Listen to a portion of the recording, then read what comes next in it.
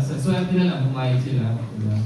Na mag-reform kami. Parang usapan lang namin yun is to mag-record lang kami. We wanted to re-record the first album of Orange Lemons.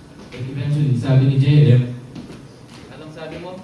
Sabi ko, disband na yung Kenyo. Kasama namin si Makoy. Ba't di natin, sabi ko, buuin. Ganun din. Kumbaga mag-live gig na kami, ganun din. Kumbaga wala tayong banda na, pumayag naman siya.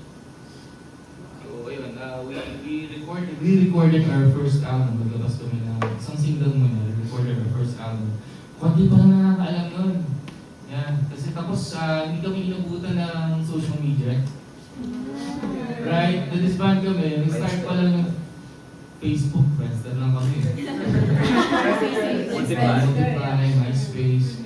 So, late na. Kaya if you visit, although we have millions of listeners worldwide, if you visit our Facebook page, Instagram, konti lang ang following. Because a lot of people don't know we're still active. Kaya, di ba, nagugulat ka? So, yun yun. But then, hindi rin kami ganun ka-active sa social media. Dahil tanda na rin naman. It's not an excuse actually. Pero yeah, hindi lang talaga kami magili. Pero we're trying to catch up with the times. Yun. And eventually, we were able to release an all-Tagalog album, our fourth studio album, La Bulaqueña, nung pandemic. So doon na nag-start hanggang sa medyo nakikilala ko natin. And then pumasok, bago pala lumabas yung La Bulaqueña, nag-recruit kami ng keyboardist. Si Anet Nerora came in the picture. What year?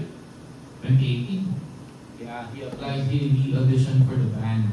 And after a year, he became an official member of Orange Lemons. He's the first and the original keyboardist of Orange Lemons.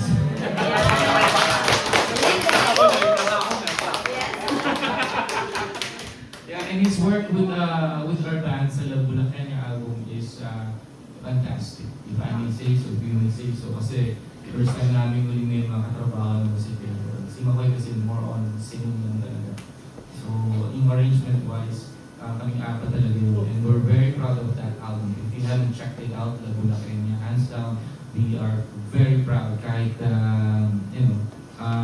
our first all-Tagalog album, we paid tribute to our roots. We paid tribute to 3 national artists there.